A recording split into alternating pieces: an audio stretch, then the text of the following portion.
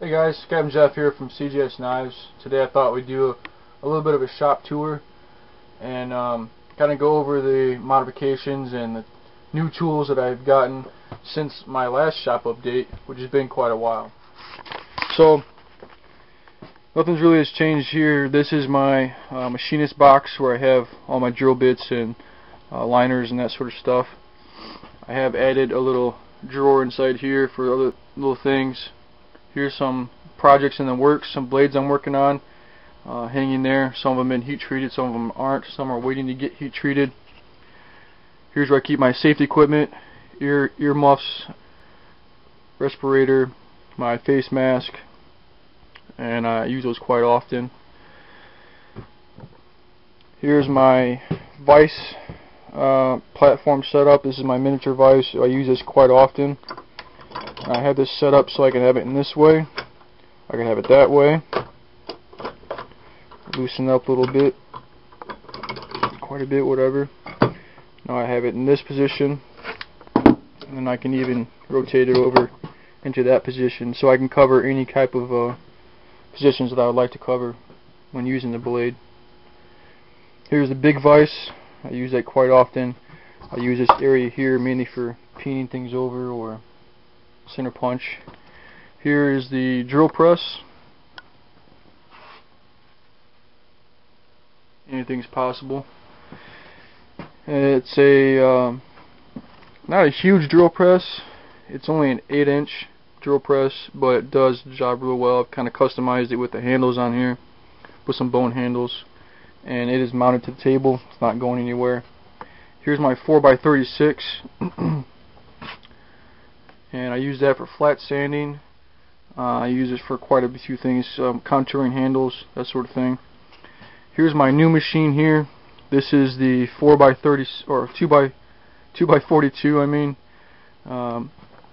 it is a Craftsman 2x42. It is a 1 horsepower. So this thing will cut through some stuff here.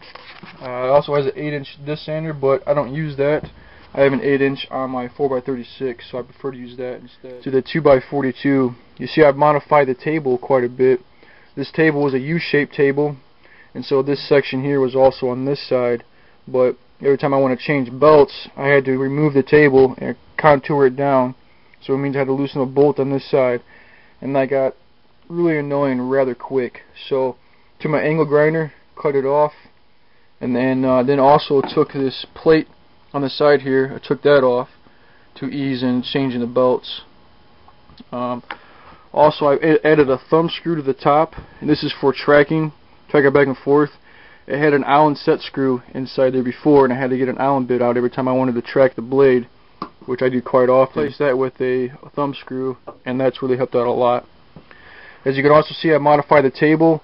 I've added 15 inches to the table with a piece of 1/8-inch thick mild steel, and that allows me more travel when I'm using my grinder jigs, as you've seen in other videos that I've used with my 1x30. Same concept as that as well. I still use my 1x30. I still have plenty of belts left for it, mainly from 220 and up. I have 220, 400, and 800 belts for the 1x30, and that's what I use it for right now, is for final sanding and sharpening of the knives. All my rough sanding and grinding is done now with the 2x42. You can see I got the belts hanging up there. Most of those are 2x42, and then I have a couple of the 1x30s hanging up near my belt grinders, belt sanders. There's my propane heater that I use in the wintertime. I'm not sure if I'll get much use out of that this year, as I've changed things around a little bit. Here is just bins full of stuff. Here's where I have all my buffing compounds and such, my eyelet setters, different sort of things in there.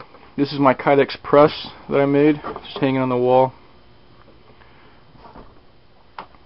Here is my heater. That's an electric heater that I was running last year. I actually had for my electricity out here an extension cord running from this shop to the house, and so all I was using was a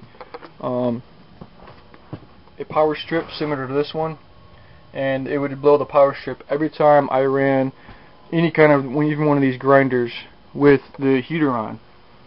And so last year I wouldn't run the heater at the same time, and that's why I got this propane heater, so I could keep that running and still grind on blades at the same time and not freeze my butt out here, because it does get cold.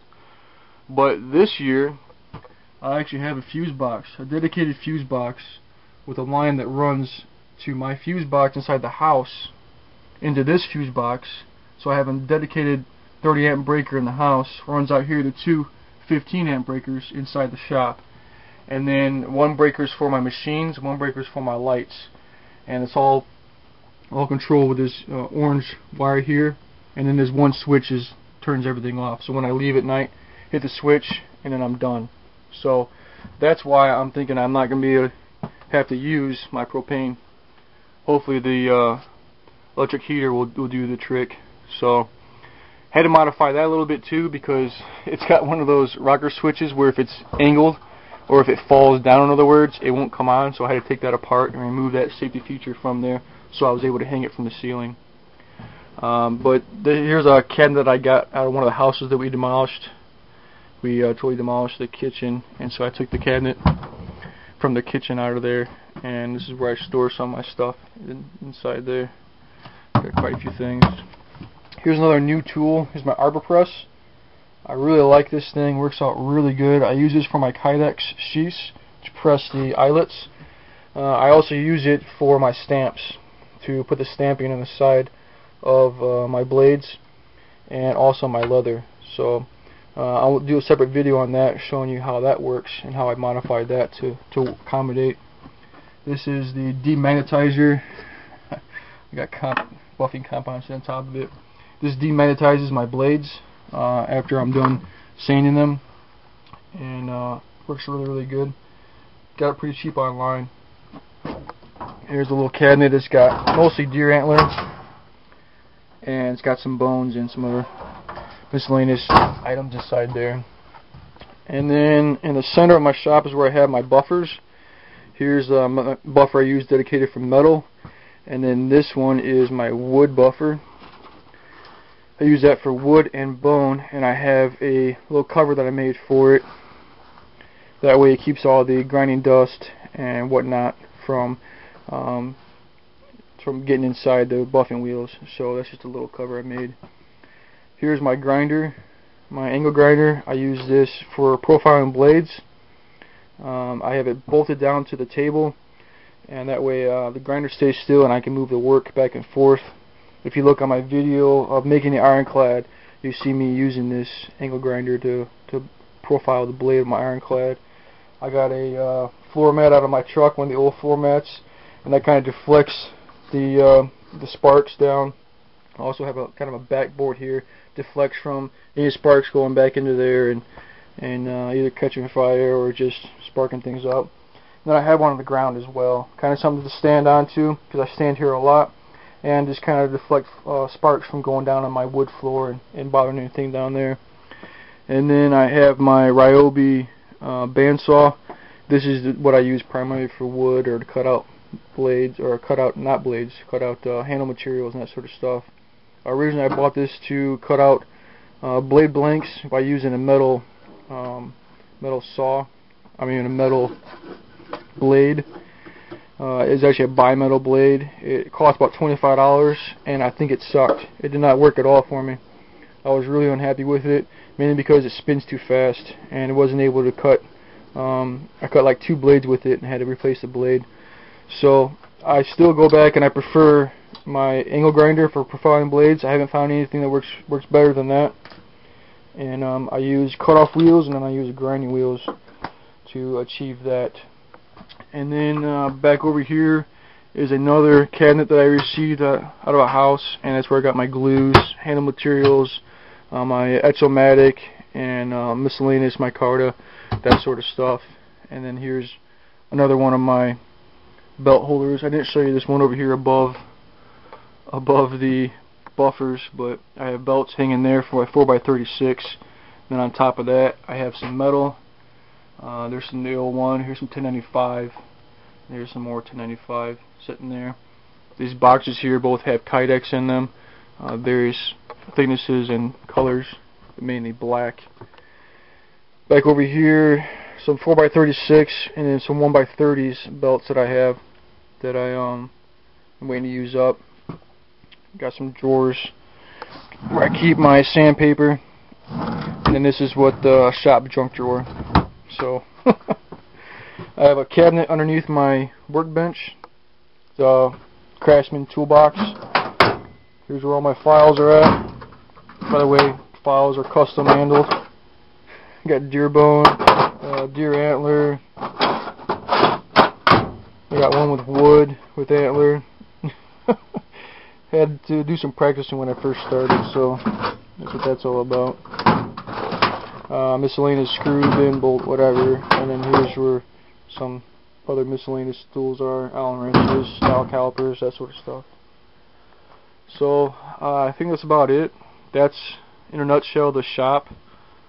A few things above this shelf that I didn't really go over, but you can kind of see. Here's kind of an overview of what the shop looks like. And if you have any questions or anything you want me to go over again, feel free to leave a comment in the comment section.